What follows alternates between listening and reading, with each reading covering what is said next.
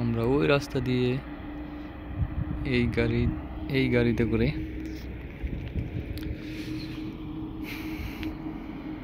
এখান দিয়ে উপরে আসছি এবং আমাদের গন্তব্য হচ্ছে ওই যে দুইজন ইঞ্জিনিয়ার, একজন ইঞ্জিনিয়ার একজন ম্যানেজার উপরে যাচ্ছে, তাদের সাথে যাওয়া।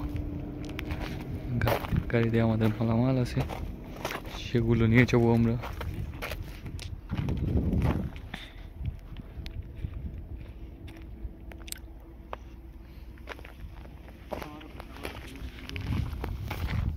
शिफत किधर गई? शिफत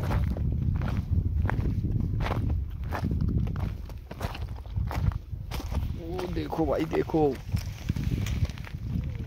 मिडल ईस्ट में क्या खूबसूरत। ये पिपरा, पिपरा मालूम है भाई? देखो भाई पिपरा, क्या पिपरा, इसका नाम क्या है? चिंटी। चिंटी बांग्ला में पिपरा है। ये तो उधर बहुत है। देखो देखो भाई देखो। नहीं ये सोलर किस चीज के लिए है? इंटरनेट के लिए। हाँ इंटरनेट के लिए टावर। ये तस्वीर है, तस्वीर इधर रखो।